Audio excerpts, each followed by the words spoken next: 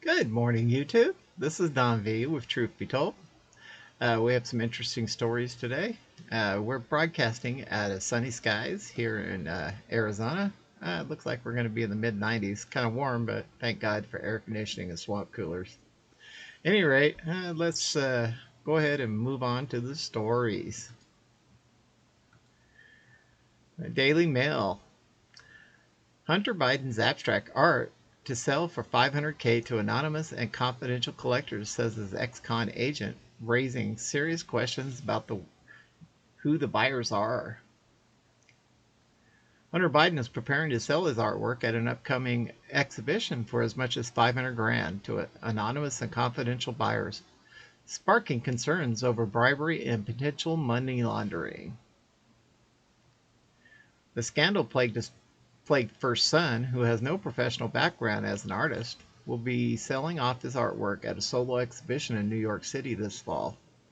Biden's 51-year-old art dealer, Georges Burgess, who was jailed in California in the 90s for assault and making terrorist threats, told ArtNet that he priced his latest client's artworks between $75 and $500,000. Ooh, guess it pays well to be a communist criminal. All sales of Biden's artwork will be kept confidential despite his alleged corruption. Over prior business deals in Ukraine and China. That has raised concerns that buyers with nefarious interests could potentially pay for pieces to try to get access to Biden through his son. There are also fears from some that the sales of Biden's artwork could result in people using laundered money to buy them.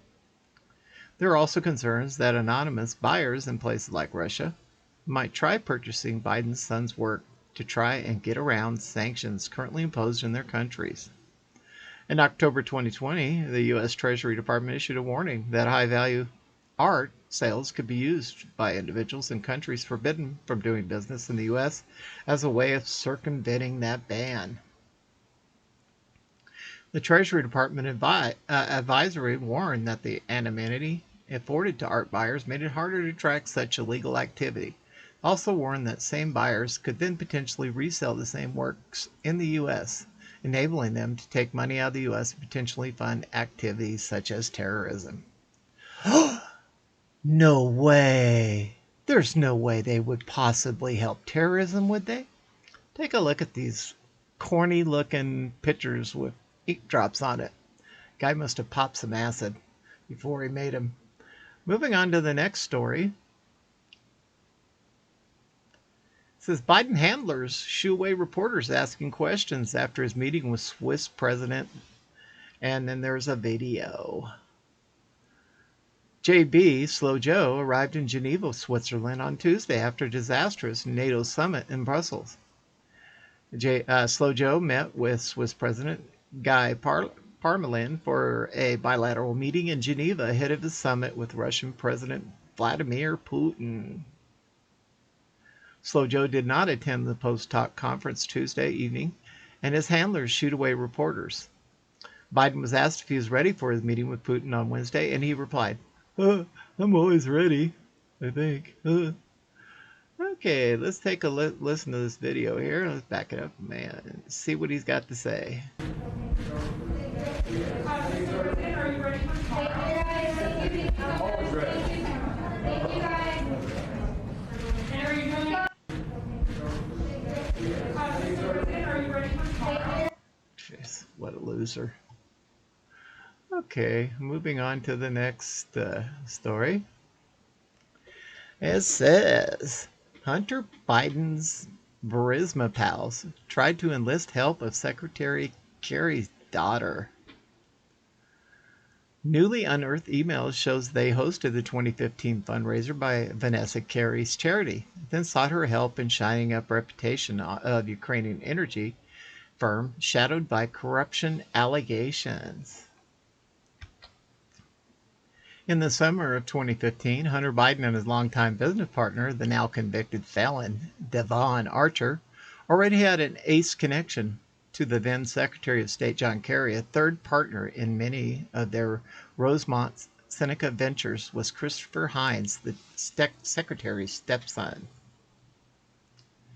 But when Archer and Hunter Biden jumped into business with a Ukrainian energy company called Barisma Holdings in 2014, Hines wanted no part because of the firm's reputation for corruption. So Archer, the younger Biden, and their Burisma cohorts targeted another family's member, Secretary Kerry's daughter Vanessa, as they tried to improve Burisma's reputation amidst corruption investigations in Ukraine that were being cheered on by the Obama-Biden admin diplomats in Ukraine. Emails turned over to the FBI on an abandoned Hunter Biden laptop detail an effort to court Dr. Vanessa Kerry by raising money for her global health charity, and then asked the same group to provide help to Ukrainian people through a partnership with Burisma that would almost certainly burnish the gas firm's reputation. On July 22nd of 2015, Archer sent a fundraiser invitation to his wife and Biden, among other contacts. I'm writing to invite you to our upcoming event in the Hamptons for Seed Global Health, the organization founded by Vanessa Kerry, Archer wrote. We're hosting a small cocktail party on Sunday, August 16th, at the Quogue Club at Halleck House to raise funds and awareness for my friends there. The email invite beckoned. Archer's private fundraiser endeavored to raise $100,000 for Seed Global Health and offered 3 tiers for prospective donors, $10,000 for a chair of the fundraiser. Ooh, what a deal, huh? $5,000 would be a fundraiser host, and each guest of the fundraiser would have to pony up $1,000.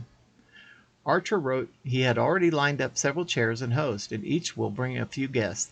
Archer hoped that his friends would consider supporting Vanessa's project by joining us, and a leaked copy of a separate invitation showed that Vanessa Kerry's name was a larger font than that of Seed Global Health.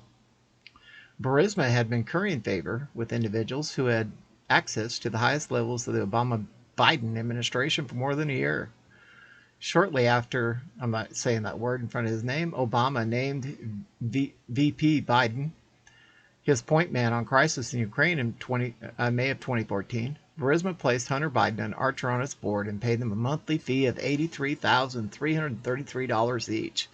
Wow, pays well to be a criminal. The company also hired John Kerry's former chief of staff, David Leiter, to lobby Congress and Kerry's State Department, according to lobbying records.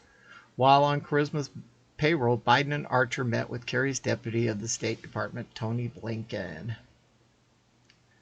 On July 22, 2015, the same day Archer sent the fundraiser invitation, Hunter Biden was actually at the State Department meeting directly with Blinken, according to government documents obtained by Just the News under the Freedom of Information Act.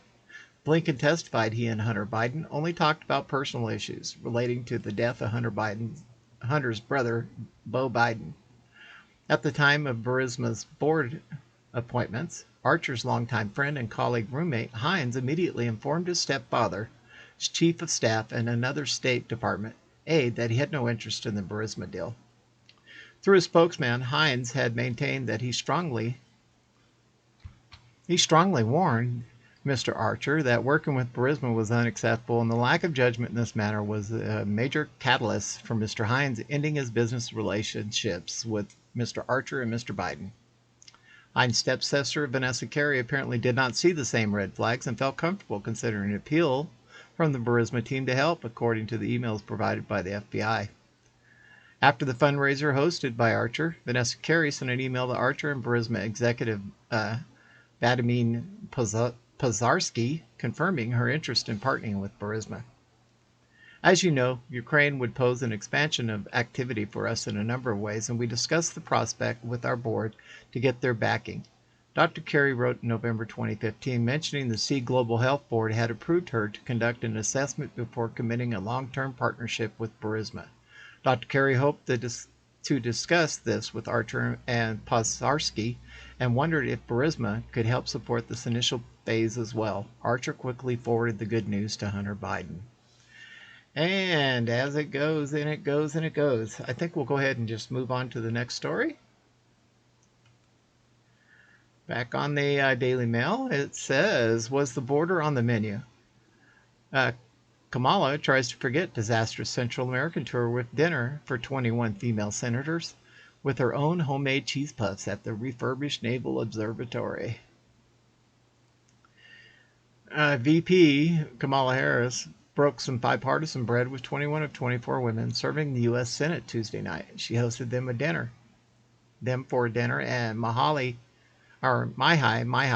and salad paired with California wines at the Naval Observatory home. Harris was known for her love of cooking, made the women cheese puffs as an appetizer.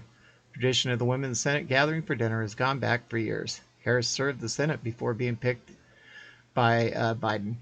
Missing from the groups were Democratic Senator Kirsten Sinema and Republican Senators Cindy Hyde-Smith and Cynthia Lumens. Interesting. And moving on to the last story. We don't have Trump being in effect a spokeswoman for Putin any longer, says bitter Hillary Clinton, who made up Trump Russia's collusion nightmare. Okay, there is no way on earth that is Hillary Clinton. She's got a similar look, but we know what has happened to Hillary. Some people have no soul. Hillary Clinton has no soul. In an interview Tuesday on MSNBC Tuesday with Joe and Micah, HC, who was resoundingly beaten by President Trump in 2016-11, shared that with Biden in office, the U.S. was not a mouthpiece for Russia. We don't have 45 being in effect a spokesperson for Putin any longer. We have a president who stand up and defend American interests. Yeah, his interest. Here, let's see if she even sounds like her. Let's hear this hag. Getting a deliverable that would make this summit worthwhile. Well, Joe, I think that's a critical question, and I believe the answer is yes. Obviously, we won't know. A similar voice.